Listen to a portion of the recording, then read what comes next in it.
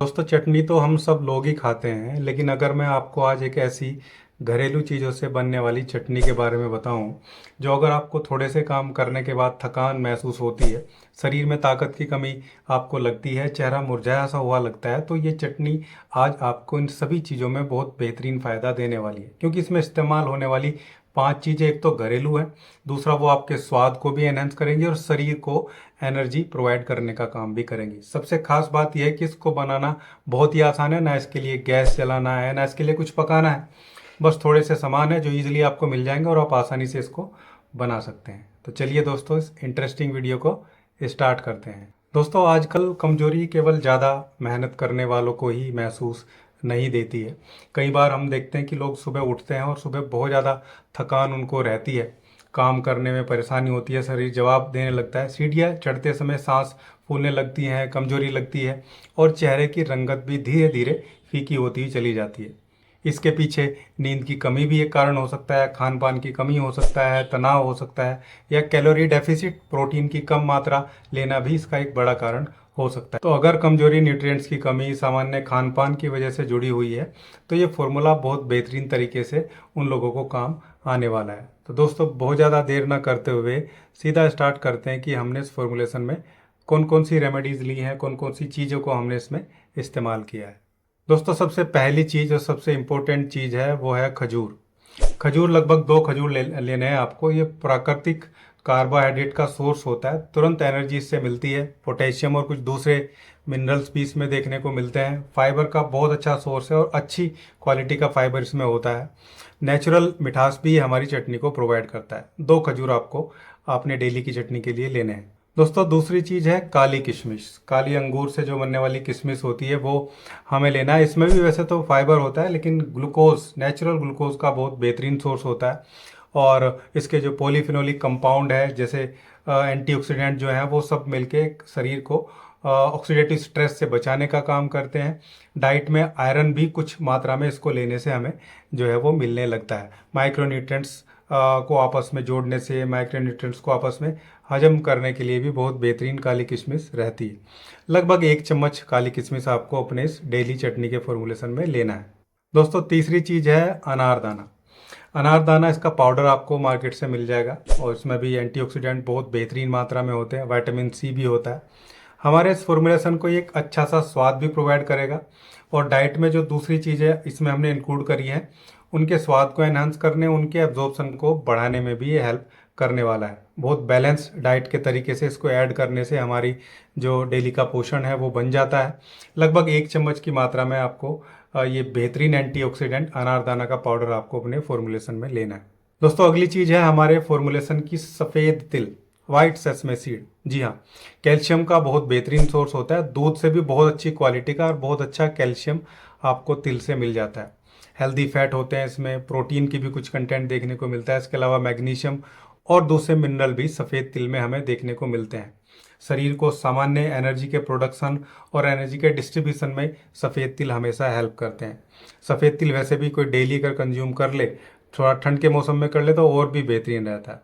लगभग आधा चम्मच आपको सफ़ेद तिल अपने फॉर्मुलेशन में इस डेली चटनी में लेने हैं। अभी गर्मियों के दिन है तो आधा चम्मच, लेकिन अगर आप सर्दी में बनाए तो इसकी भी पूरा चम्मच आप अपने फॉर्मुलेशन में ले सकते हैं। दोस्तों, अगली और आखिरी चीज़ हमारे फॉर्मुलेशन की है अंजीर। 2 टुकड़े अंजीर के आपको लेने हैं। फाइबर का ये भी बहुत बेहतरीन सोर्स होता है। खजूर की तरह ये भी एनर्जी प्रोवाइड करता है, लेकिन इसके अलावा इसमें कैल्शियम, पोटेशियम जैसे बहुत इंपॉर्टेंट मिनरल्स होते हैं और नेचुरल एनर्जी सोर्स ये हमारी डाइट में प्रोवाइड करता है। पाचन के लिए बहुत अच्छे फाइबर इसमें देखने को मिलते हैं। 2 पके हुए अच्छे अंजीर के नग आप अपने फॉर्मुलेशन में लीजिए। दोस्तों, ये वो सारी चीज़ें थी जो हमें अपने फॉर्मुलेशन में इस चटनी में लेनी है। अब बात करते हैं कि इसको हमें बनाना कैसे चाहिए और फिर इसको कंज्यूम कैसे करें। देखो, इसको बनाने के लिए सबसे पहले जो 2 खजूर आपने लिए हैं, 2 अंजीर लिए हैं, उनको धो के अच्छी तरह से साफ़ कर लीजिए और थोड़ी देर पानी में उनको भिगो के रख दीजिए। अब 1 चम्मच काली किशमिश भी आप उसी बर्तन में अलग बर्तन में धो के उनको रख दीजिए। उनको पानी में ना भिगोएं तो चलेगा, लेकिन साफ़ उनको भी कर लेना है। कई बार बाहर से कुछ गंदगी, डस्ट वगैरह चीज़ों पे आ जाती है। अब जब ये तीनों चीज़ें साफ़ हो जाएं, अच्छे से नरम हो जाएं, तो डंठल वगैरह जो कुछ भी इनमें रहता है, खजूर से बीज निकाल के अलग कर लीजिए और इन तीनों सामग्री को अलग से रख दीजिए। अब खजूर, अंजीर और किशमिश को मिक्सचर में डालिए और दरदरा सा पीछे उसी टाइम इसमें आधा चम्मच जो तिल की, आधे से 1 चम्मच जो तिल की मैंने बताई है वो डालिए और अनारदाने पाउडर की भी 1 चम्मच उसी टाइम उसमें डाल दीजिए। पानी डालने की ज़रूरत नहीं पड़ेगी क्योंकि आपने पहले ही खजूर को भिगो दिया, अंजीर को भिगो दिया है। उतना पानी उसमें आ जाता है कि आपकी चटनी थोड़ी दरदरी और थोड़ी पतली सी बन जाए। थोड़ा पल्स पे जब आप मिक्सी को घुमाएंगे तो बहुत अच्छा दरदरा पेस्ट आपको मिल जाएगा। ये आपकी बहुत ही स्वादिष्ट चटनी तैयार हो जाएगी। दोस्तों अब बात करते हैं कि इसको हमें लेना कैसे चाहिए, मतलब कंज्यूम करने का तरीका क्या रहेगा। इसको आप कैसे भी कंज्यूम कर सकते हैं, लेकिन अगर सुबह सुबह लेंगे तो ज़्यादा बेहतर रिजल्ट आपको मिलेंगे। सबसे बढ़िया तरीका है, जो 2 रोटी आप लेते हैं उन रोटियों के साथ ही 1 से 2 चम्मच आप इस चटनी की, जितनी भी चटनी बनेगी इससे लगभग 2 बड़े चम्मच इससे चटनी बन जाएगी। या आप अपनी रोटी के साथ, अपने नाश्ते के साथ में कंज्यूम करिए। और अगर आप पहली बार ले रहे हैं तो आप चाहें तो आधी मात्रा से शुरू कर सकते हैं। जब धीरे धीरे शरीर आपका एडजस्ट करने लगे तो मात्रा पूरी कर दीजिए।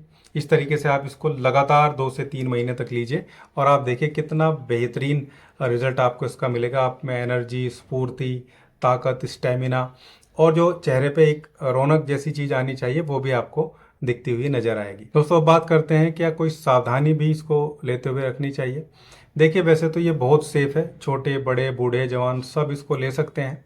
लेकिन अगर कोई डायबिटिक पेशेंट है जिसको पहले से ही शुगर है, वो इसकी मात्रा को कंट्रोल्ड करके रखे, या फिर अगर किसी फिजिशियन, किसी डॉक्टर के यहाँ इलाज चल रहा है तो उससे पूछ के कंज्यूम करें। क्योंकि इसमें खजूर और अंजीर जो है, और यहाँ तक के किशमिश भी हालांकि थोड़ी मात्रा में है, लेकिन अगर आप डेली डेली लेंगे तो थोड़ा सा शुगर स्पाइक होने के चांसेस रहते हैं। इसके अलावा जिन लोगों को किसी इनमें से किसी चीज़ से एलर्जी है, जैसे किसी को तिल से एलर्जी है या किसी को अंजीर से एलर्जी है, तो वो उस चीज़ को उसमें से निकाल सकते हैं। दूसरा एक और चीज़ विशेष ध्यान रखनी चाहिए दोस्तों, जब बहुत ज़्यादा थकान हो, चक्कर जैसी स्थिति हो और बहुत ज़्यादा चेहरे में पीलापन जैसी स्थिति नज़र आती है, तो कई बार B12 या दूसरी चीज़ों की डेफिशिएंसी भी नज़र आती है, तब जांच करा लेना, डॉक्टर को दिखा लेना ज़्यादा ज़रूरी होता है। क्योंकि ये जनरल टॉनिक है जो मैं आपको बता रहा हूँ, जो जनरली हम इसको कंज्यूम कर सकते हैं। तो दोस्तों अगर आप लोग भी प्राकृतिक, घरेलू और बिल्कुल साधारण सी चीज़ों से अपनी एनर्जी को बूस्ट करना चाहते हैं, आप चाहते हैं कि आपके शरीर में स्फूर्ति, काम करने की ताकत कंटिन्यूस लगातार बनी रहे, तो ज़रूर ये चटनी आपको 2 से 3 महीने तक कंज्यूम लगातार करनी चाहिए। दोस्तों ये था आज का वीडियो। उम्मीद करता हूँ वीडियो आप लोगों को अच्छा लगा होगा। वीडियो अच्छा लगा तो वीडियो को लाइक ज़रूर करिएगा, वीडियो को शेयर करिएगा कम्युनिटी में, ताकि दूसरे लोगों को भी इसका बेनिफिट मिलता रहे। मिलते हैं ऐसी खास हेल्दी वीडियो में, तब तक के लिए धन्यवाद।